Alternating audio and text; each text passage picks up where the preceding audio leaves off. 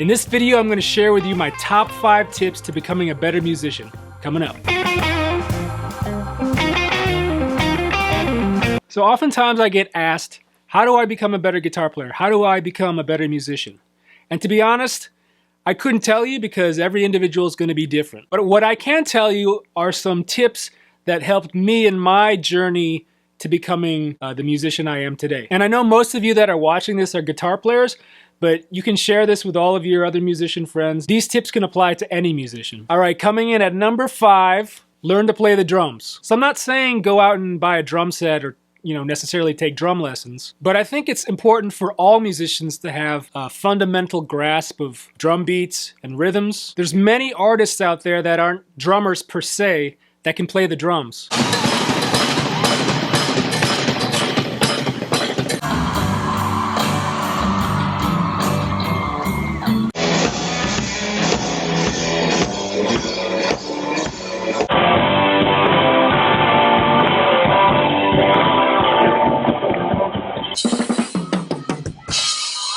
But seriously, a lot of people will tell you you should learn piano. And from a musical theory and harmonic theory standpoint, yes, learning piano is very beneficial. But the other side of the coin is having a solid rhythmic foundation too. For me, the thing that separates a good drummer from a bad drummer is their clock. Technically, every living thing has an internal clock or an internal rhythm. For us, it's our heartbeat. To me, as a musician, having a steady internal clock or a steady internal sense of rhythm is like one of the most important things. When I started out as a musician, I started playing piano when I was 6. And then I moved to the drums when I was around 8, and then I didn't pick up the guitar until I was 9, 10. So I wouldn't consider myself a great drummer, but I can play some beats here and there.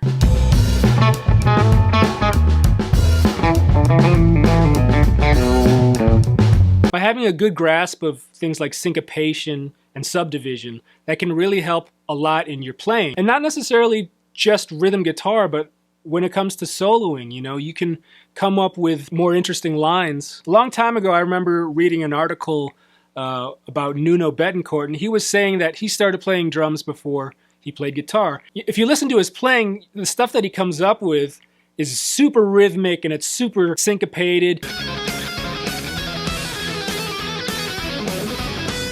And you can almost tell that he can hold it as a drummer.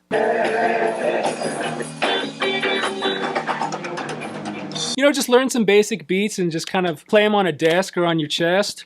Make sure you don't play it on anybody else's chest. You might get a lawsuit. All right, number 4 on my list, play with other people. So it's great that we can learn music virtually instantly through YouTube and our smartphones. But really, music requires an element of human interaction. You don't necessarily have to start a band.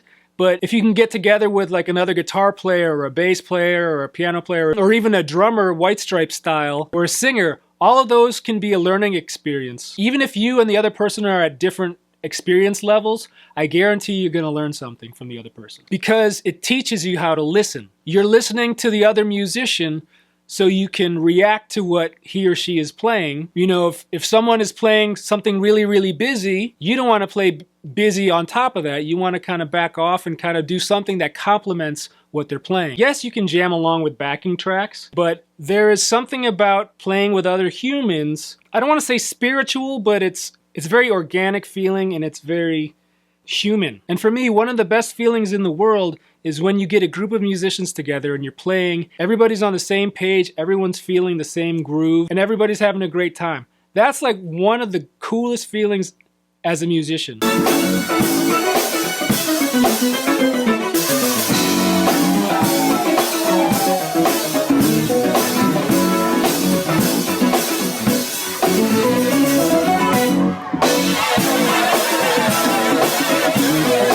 When everybody is gelling and vibing together, that to me is what being a musician is all about. All right, number 3.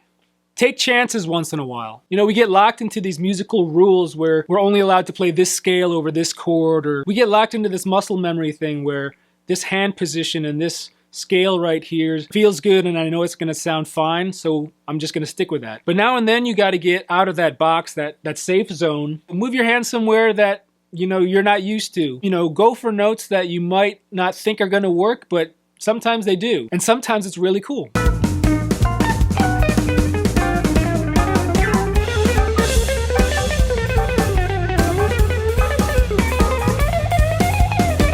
You know, if you listen to some of Eddie Van Halen's riffs or solos, there are some notes that don't fit in a traditional harmonic sense. Sometimes it seemed like he was basing it on a pattern or something that his hands were just gravitating towards. But are they necessarily wrong notes? Number 2.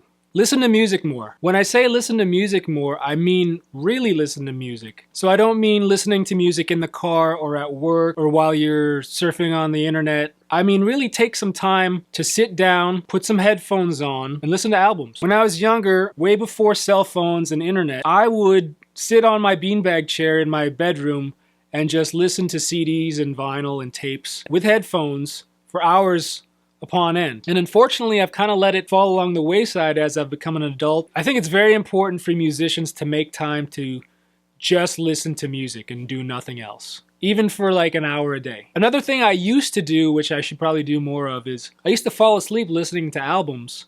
And I think, I'm not a psychologist, but somehow listening to music while you're falling into the different levels of sleep, for some reason, some of those melodies just kind of get ingrained into your brain. Dreams that you do. For instance, if you're learning a bunch of songs for a gig or you're trying to learn a particularly difficult solo, playing it over and over again while you fall asleep. When you wake up, you're probably going to be able to remember more of the songs or parts of the solo, or be able to sing back the melodies. Oh, and another thing that I used to do, it's kind of embarrassing, but I'll admit it. When I used to listen to music, I would visualize myself being that artist playing the song. So I would listen to like Jimi Hendrix, and I would visualize holding a Stratocaster and playing those songs on stage in front of people. There's a school of thought where visualization and visualizing things makes that thing come to light. You could do anything. But I literally would do that with everything that I would listen to. Whether it was the radio, a jazz record, Spin Doctor's Pocket Full of Kryptonite record. And my number one tip for becoming a better musician, don't take music so seriously. Don't lock yourself in your room and practice for 10 hours a day.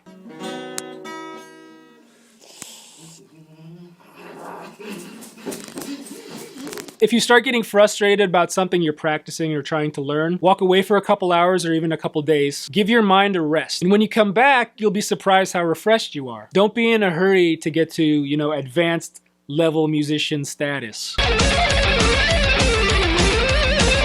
Being a musician, you never stop learning. There is no end. So just take it day by day. You're gonna learn a little bit of something every day. Music is supposed to be enjoyable. Learning music should never be a task or stressful work. When I was in college and going to music school, many of my friends would lock themselves in a practice room for hours upon hours on weekends. I could never do that. I don't know if it was because I was lazy or I was in college and I wanted to experience as much of college as I could.